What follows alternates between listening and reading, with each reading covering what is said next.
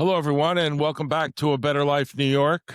Here with my good friend, Jack Stanley, and we're back to talk about other presidential happenings, which has been a theme going on and on and on. I just want to thank you all for the great response we've had in our past podcasts. Jack and I have talked about it a little bit, but not totally. I mean, we have thousands of views on our JFK multi-part series and thousands of views on the Lincoln series. So we continue to talk about presidential happenings. This one goes back to please like and subscribe. I appreciate everyone's subscriptions. I mean, we're somewhere at around 600 subscriptions, which is pretty impressive at this point, Jack. These podcasts have what brought in more and more subscriptions, and I hope you all continue to watch and continue to subscribe. With that, I'll turn the floor over for the next topic to Jack. Okay. Good to see you. And Pleasure's mine. I thought it would be kind of a fascinating thing to talk about. You know, Lincoln had this amazing funeral, and his body was moved and everything else, and that happened with several presidents, which we don't really know about. But George Washington has a fascinating story about after his death and the movement of his body. And I thought that would be kind of fascinating because that's the kind of history you don't usually hear. You usually hear about when he was standing upright. You don't usually have him when he's horizontal. And George Washington, of course, our first president, and he has been kind of interestingly described by various historians, some very well, some rather frightening. We had Parson Weems. And Parson Weems, came up with that wonderful story of George Washington with the cherry tree saying, "Father, I cannot tell a lie," which was totally bogus. He also came up with another story that, interestingly enough, has become dogma, and that is praying at Valley Forge. He made up the story, but people think he actually did that. Chief Justice Marshall wrote a history. Washington Irving wrote a history. And then we have Jared Sparks, who wrote a history. And Jared Sparks is a very unfortunate historian in that regard with Washington. He was given the papers of Washington by Bushrod Washington, who was a justice of the Supreme Court and a nephew of George Washington, and also by Chief Justice Marshall. He had all the papers. And he wrote a history of Washington with all of his documents. Now, Jared Sparks, if he saw something that did not fit the image of Washington, or that someone else wrote for Washington, he would destroy it. And that's a frightening and terrible thing. And George Washington's farewell address was written by Hamilton and Madison, and so Jared Sparks cut it up and sent various pieces to collectors, which is like incredible. But nonetheless, George Washington has been kind of changed around quite a bit by a lot of historians, and we really don't know too much about Washington in many respects. Martha burned all their letters, and a lot of other stuff was destroyed, changed, and he's been made into a god. And he was even a statue when he was alive. It's a fascinating thing. There was a story about he would walk in to see his step-grandchildren, and they would be playing on the floor, and George would come in to look and enjoy, and they would freeze up because it was George Washington. It's really an amazing thing that he had that kind of reputation. So by the time that George Washington dies on December the 14th, 1799, and of course, Harry Was it Light Horse Harry Lee? I think he's the one that said, first in war, first in peace, and first in the hearts of his countrymen. And of course, that kind of summed up Washington. Washington was terrified when he was dying. He knew he was dying. And he talked to his close associates and said, "Keep me unburied for several days to make sure I'm truly dead." And Interesting. Well, so he had gotten pneumonia, right? Went out on his horse in bad weather. Is that the story? it's bizarre. Actually, he got somewhat of a strep throat. His throat swelled up and it basically blocked his breathing. Right. And he just slowly, frighteningly suffocated to death. Not to mention the fact also he was very weak because the doctors came and bled him. And when he didn't get better, they bled him more. And they did that repeatedly several times. So finally, he passes away. Then he is basically put outside in December, and he kind of chills, as it were. And then he is placed in a mahogany coffin that is lead lined, and that the lead is placed into the mahogany casket, Right. or I should say coffin because it's wedge shaped. And then that was placed into an outer container that was fabric covered with black fabric. And that was taken into the old tomb at Mount Vernon. Now, this tomb at Mount Vernon was most probably built in the middle of the 18th century. And it was falling apart. It leaked. It was problematic. And Washington, in his will, he stated, "We need a new tomb." And he put monies aside to take care of that. Well, Washington is entombed on the 18th of December, 1799. And the executor of his will was a Major Lawrence Lewis, who takes care of a great deal of what goes on, but he'll have a part later on as well. So Washington is brought into this tomb, this mausoleum, which is crowded with a whole bunch of Washingtons and other members of the family. Some over 20 coffins are in there. And then Wow. Martha passes away in 1802. And then a variety of individuals live at Mount Vernon, including Bushrod Washington. And by the time we get to the 1820s into 1830, nobody has replaced the original tomb. And then someone broke into the tomb and broke into a casket, trying to find probably Washington. And they steal a skull and some bones, and that individual is caught. But it raises alarms that this is not a good deal. We need to build a new tomb. And so starting in 1830, a new tomb is started to be built. Now, in 1831, 20 coffins are moved out of that old tomb.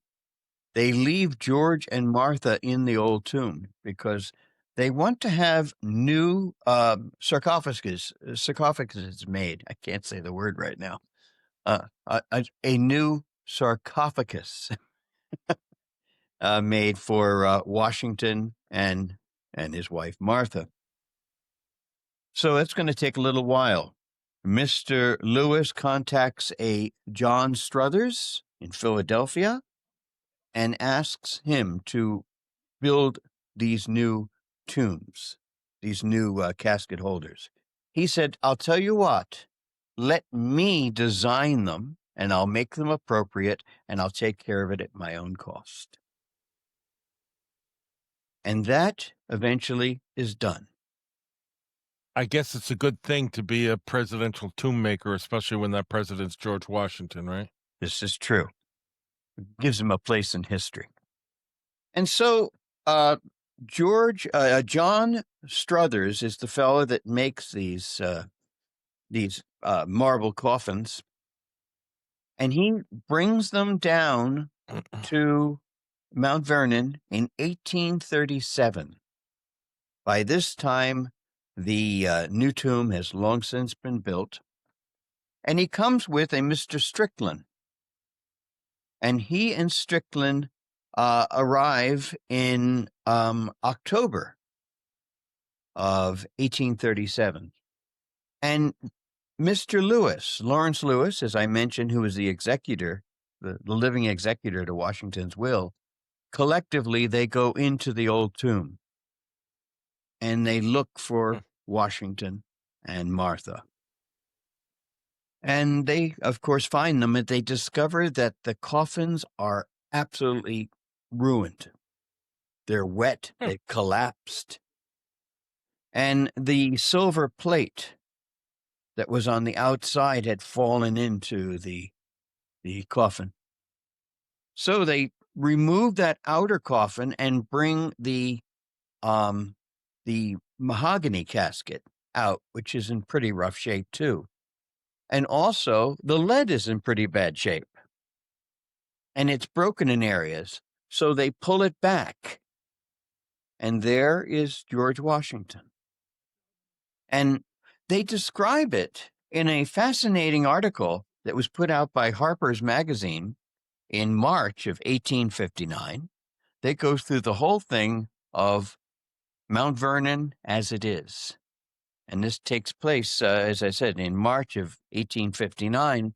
And at that point, the Mount Vernon Ladies Association had just purchased the property. And so they had no idea what's going to happen. So that's why the story is called Mount Vernon as it is. And so in there, they talk about the fact that they pull back the lead, and there, very well preserved, is George Washington without any kind of funeral clothes at all. They can't find anything in that regard, and no hair. And they said they placed a hand upon the brow and then slowly removed it and then pulled the lead over it. And they said it looked very well preserved, but they said when they moved it, this yellow liquid was pouring out of the back of the coffin. So they take that coffin and carry it over to the new marble receptacles. And they spill some of the liquid from that, but they get it inside there and then cement it inside. And then later, not right away, but within a short while, they have a case ready for Martha, and they bring her there. And they have been there since October the 7th, 1837. That is when George Washington enters his new tomb.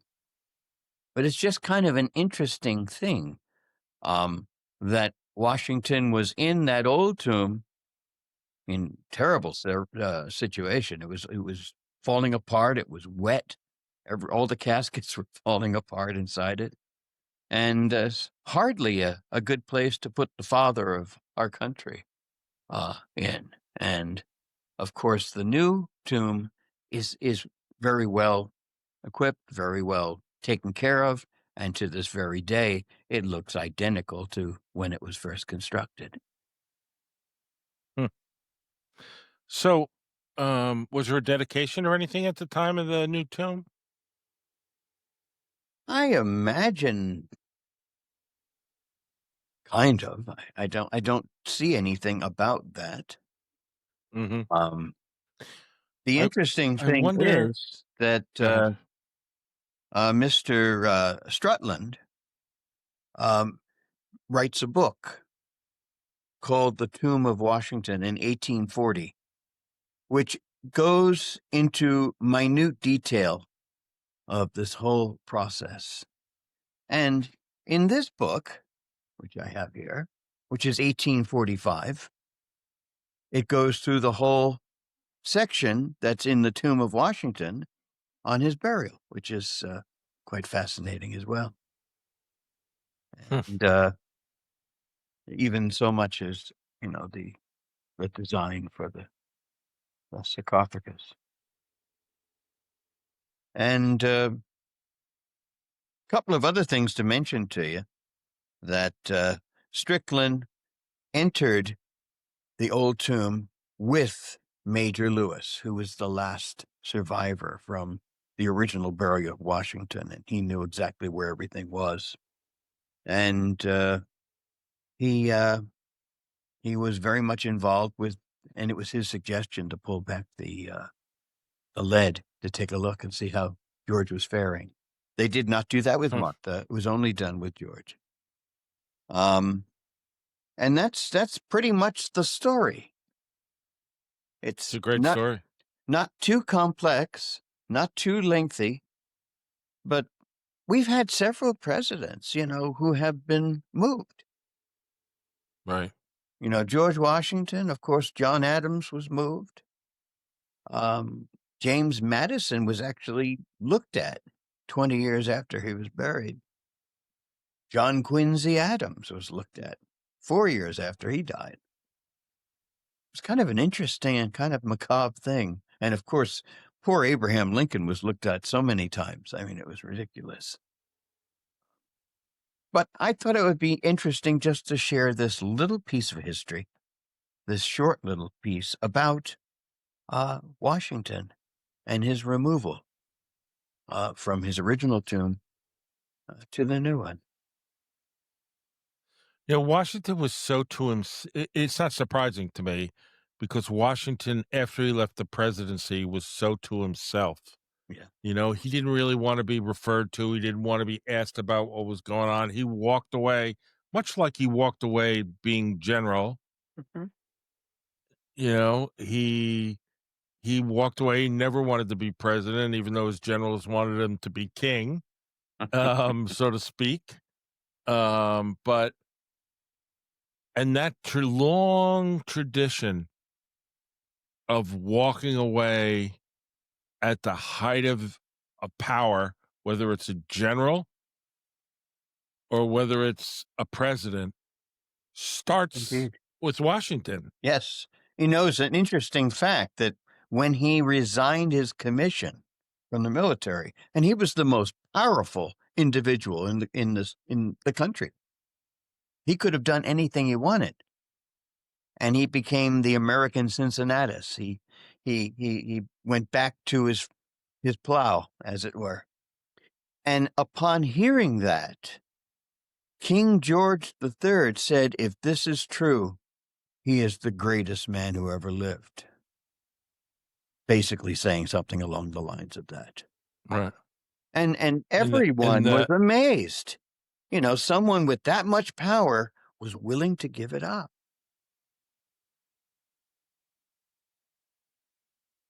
it is amazing. And it's a long tradition. It's been upset from time to time, obviously, but um generals do become president, as we've seen with Eisenhower, though he didn't want it either. He was pretty much done. He gets talked into it by a bunch of others. Mhm. Um, and it's just incredibly interesting that this long tradition of walking away at the height of your power that demonstrates the power really resides with a democracy and with the people. And they ultimately decide. Sure. The interesting thing about Washington, of course, he'd only wanted to serve one term actually, and he was pushed Right. and pushed by Hamilton and to a lighter degree Madison. And so he did it, and then the second time he said, "That's it. I'm not doing this anymore." And at that point, he was actually there was protests around the presidential mansion at that time, because all the activity that was going on in France, because we declared Right. ourselves neutral, and they didn't like that. And finally, John Adams becomes president, winning by 3 votes, which everyone wanted to tell him that. And when they finished, Washington looked at it and he said, "You are fairly in and I am fairly out. Which of us will be the happiest?" And of course, it was George. He went back home. But then after a while, he kind of got tired because he wasn't getting any information. Right. And, obviously being so powerful, obviously being the center of everything, and then suddenly the center of nothing was a paradigm shift for him. And unfortunately, he didn't live that long. And, Right. he was dead And just but 2 years after retiring. this beginning of a two-party system in a way, though I never saw Washington really on the Hamilton side, even though he was to some extent, Mhm. he seemed to walk a little bit different of a line. And no one dared question him, even though Jefferson was in his face about all kinds of different things. This Yeah. gentleman farmer, if you will, and I use that term loosely in today's words. But it was very interesting that he walked away. I mean, it really is, and Mhm. it really needs to be remembered. Yeah. Um, I think there were two places he gave his farewell speech. One is the general. Did that take place? If you know, I always thought it took place in Newburgh, Yeah, I believe it. where Yeah, I believe it did. Yeah. yeah, and then the famous story as it goes, and I've been up there to the spot, and where he takes out where you know men in those days did not like to show weakness, especially as a general. Mhm. And while he's giving his farewell speech to his generals and telling them, "I'm not doing it. We're not being a king. I'm walking away from power." He reaches into his pocket and pulls out his spectacles and puts them on to show that he is a weakened man from this experience or from He what used it is. And he used a I'm sure great you have a line. story to it. He used a great line there, and because they were really upset because they weren't getting paid and stuff like that, and Correct. and then when he did grab the spectacles and put it on, he said, "Not only have I turned gray in the service of my country, I have gone blind." And the soldiers all around him were in tears. I mean, Right. Washington was a good showman. He was good at what he did. He understood. He had that look. He was a big guy. He was like 6'2.5", and And and on a and had a big. big horse. Yeah, yeah. And he he commanded attention. He didn't command attention by speaking usually. He just stood there. When he was the president of the of the Constitutional Convention, he didn't talk much, but his presence said volumes. And Right. and and that's the important thing. The presence of Washington, having him as the first president, was so vitally important because the office was created with him in mind. Right. And so, It's amazing. I mean, he is a fascinating character. Um, so often misrepresented and not talked about correctly by lots of people, especially if we go back in time with some of these histories. Parson Weems, he didn't know much about anything, so he just made it up, and then he did a couple of others on Benjamin Franklin and Napoleon. um, Right. Well, but another thing about Washington is that even though, like you said, he was a showman, we know that when he ran from the British and wherever it is, Kips Bay, and where the British really had them against, and they escape on rowboats to the bottom of to the lower part of Manhattan and run like the wind up Broadway, up to White Plains, and Mhm. working their way across, and there's some battles in between. But in those days, war was fought in the day in front of everybody. It wasn't this guerrilla thing that some Americans learned from the Indians, especially the Green Mountain Boys, right? You And remind me of something here, if I may throw it in real quick. And sure, that is that you're talking about that escape from Brooklyn. correct. This is the American Revolution's Nuremberg, if you think about it. First off, they're trapped. They can't get out. And the only way out is taking these boats across the East River. Now, the problem is that they can't do it fast enough. And there's tons of British ships all around. The current is, and the wind is going the wrong way. So the boats can't go up. At the same Just like time, today. there's an amazing fog that comes in, and they're able to escape by these two incredible. I mean, if you actually sat there and said, this is what's going to happen in the story. They're trying to get away. They're doing the things. The wind blows the wrong way. They can't go. And then a big fog comes in, and you'd say, this is ridiculous. But Right. that's exactly what happened. As soon as they get across, the fog lifts. But, as the British awake in the morning and think they have them trapped and they're going to be a surrender and the war is over, they look down, they're gone. And And where the the hell did story they go? goes, whether it's true or not, is that Washington waited until the last boat so that when the British were looking down, they saw him like, see you later, guys. And Well, Washington, that's another demonstration of Washington's showmanship. well, he was known as the Fox. That's what the British used to refer to him, as the fox hunt, and the fox was always getting away. And one of the people I've studied a great deal and whose books I have in my library, which I should talk about one of these days, was William Stephen Smith. And he's on that last boat with Washington. And that's where they basically bond. And he becomes a very close associate of Washington and eventually one of his aides de camps. It's a fascinating story about that fella.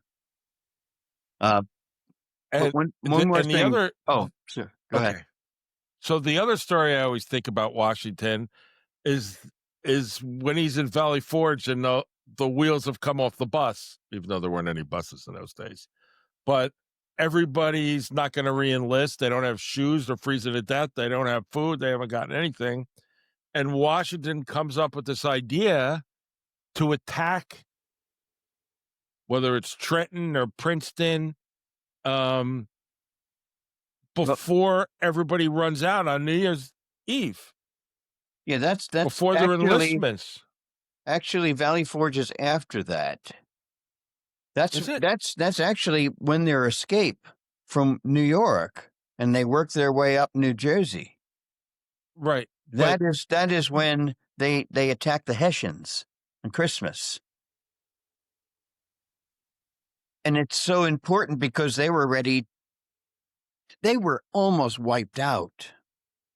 I mean, uh, there was something like in the neighborhood of like somewhere between 3 to 5,000 troops total in Washington's army. The British had 30,000 troops in Washington. I mean, excuse me, in New York City. And I mean, it's incredible that they kept running away. Washington learned something very, very important, and that is not to have battles, but have skirmishes. Basically, guerrilla warfare. It's the only way they can survive. They can't. How do that's you right. have 3,000 men that are capable? And several of them couldn't even do anything, and some of them just had spears and sticks and whatever. You can't fight like that. You have to basically use the advantage of surprise. And that is how Washington never fights a major battle. again, if you think about it, after Brooklyn, it's all skirmishes. And it's basically running away and attacking when they can. And this is important because you know something, it wasn't a matter of winning a war. It was a matter of surviving. And that's the whole idea of the American Revolution. We needed to basically get the British tired and just lose interest.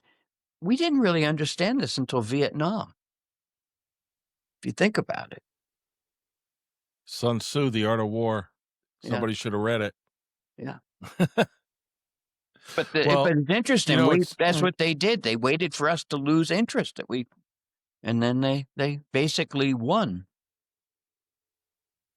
just like we did. well, the English had other issues too. They're worried about their plantations and things in the Caribbean, so they didn't want to commit their Sure. entire navy. Worried about the French, who actually had a navy, not like what we had, um, which was basically a few ships. But what what I found, and I've been to all the places in New Jersey, at the encampments at Morristown, Mhm. and been through Monmouth and everything. What I found, what I found most surprising was the most revolutionary thing about the Revolutionary War is how Washington changed how war was fought in the Western world, in Yeah. completely. He had to. It was basically a necessity. And there's one important thing that we often don't talk about, and that is we wouldn't have won the war if it hadn't have been for the French. Because basically, Washington was trapped in Brooklyn and he escaped.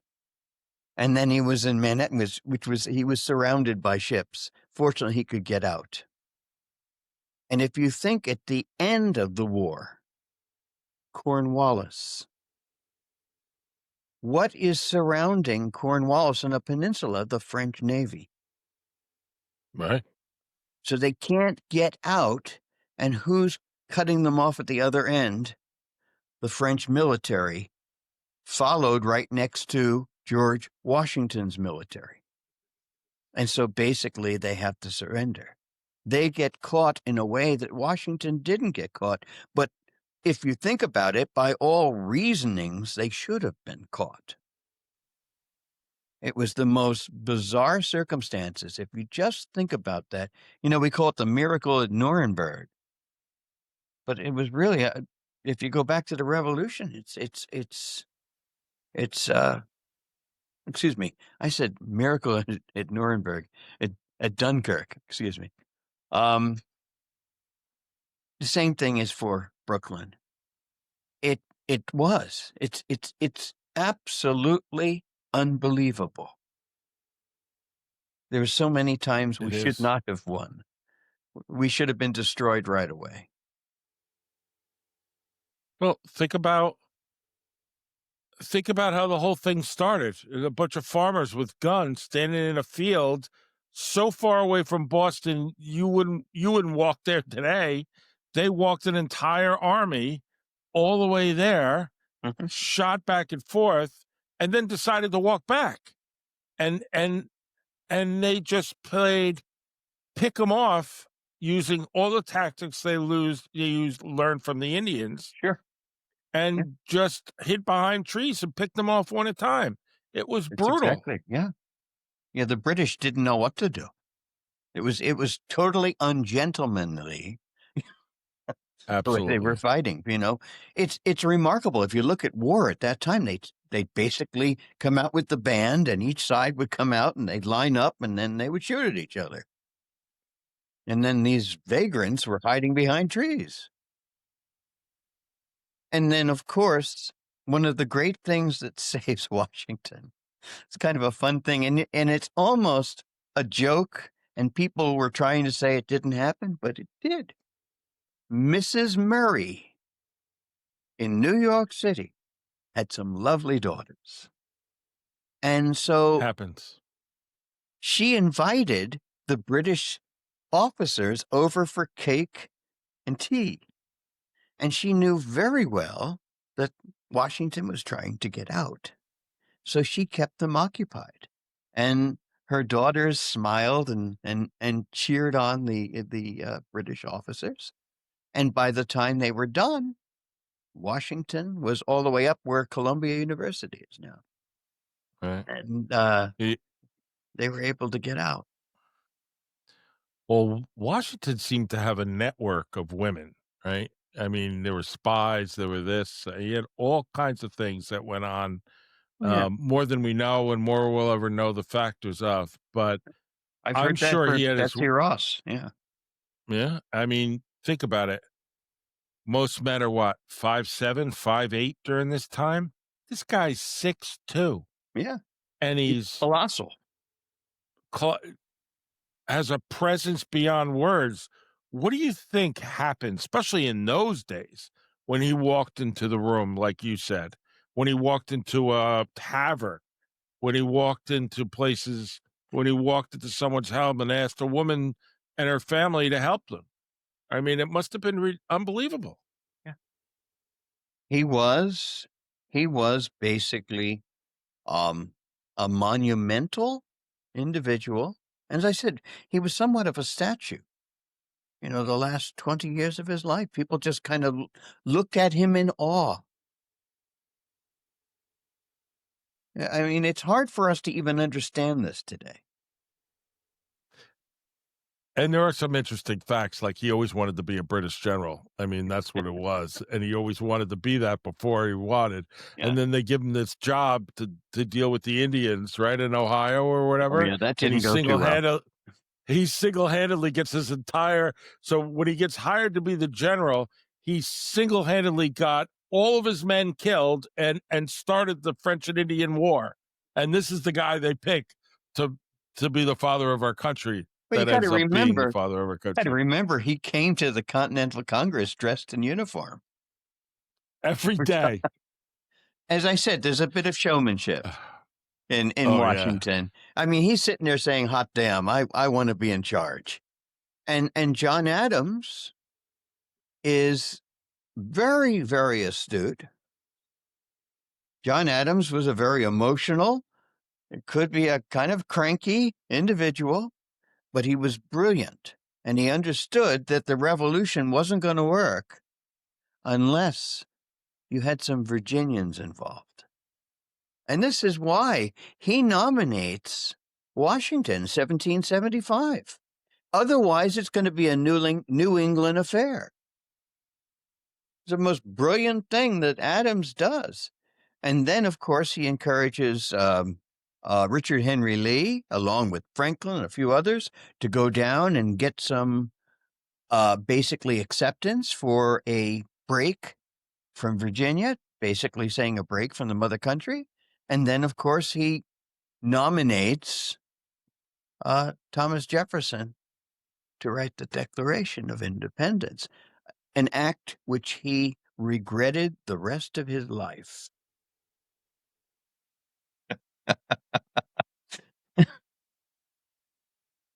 I guess that's a good place. There's so many stories, and Yeah.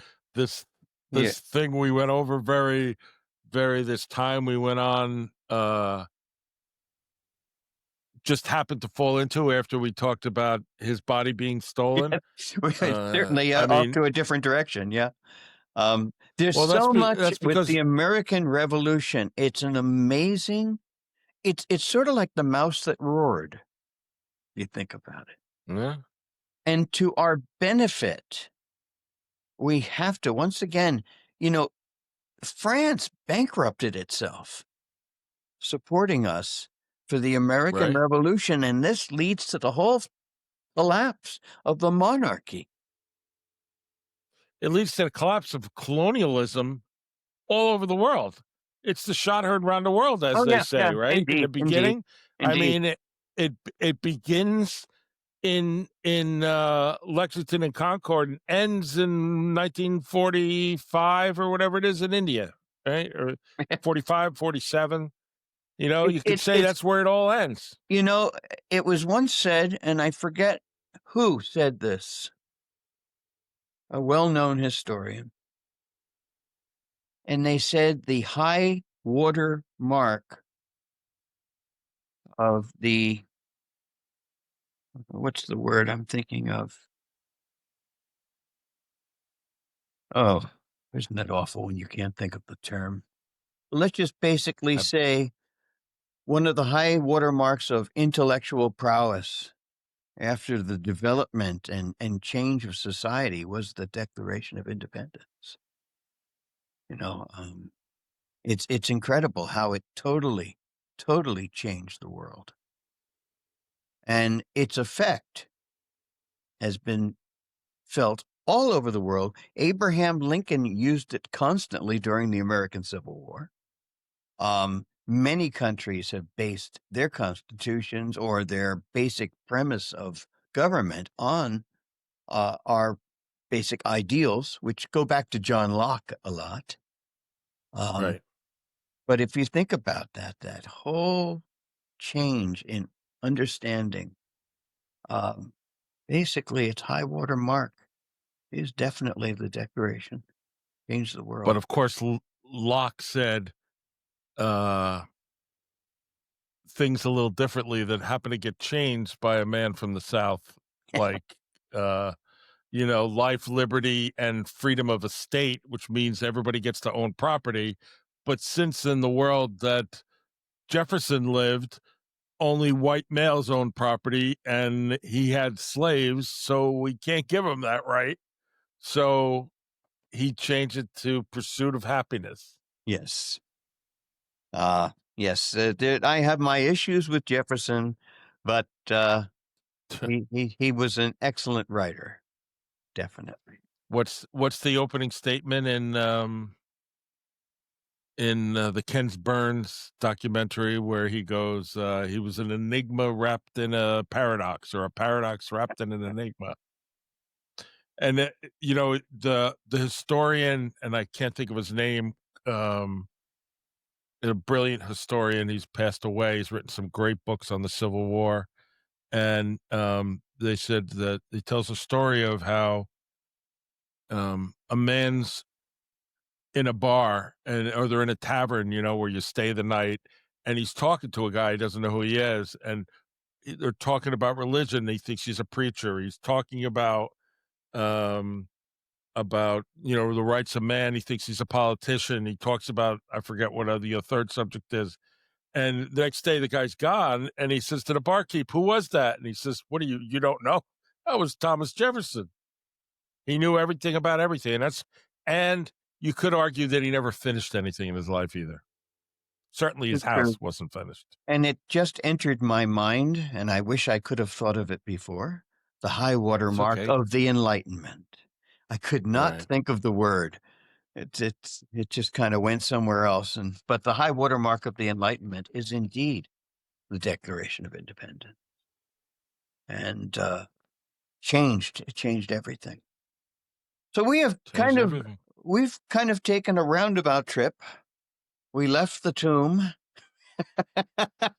and went through the war and talked about several other things. And that's always a fun thing to do, you know. Yeah, There's so it's a many different avenues to follow. And I think one of the best ways to put it is the way Thomas Edison used to say.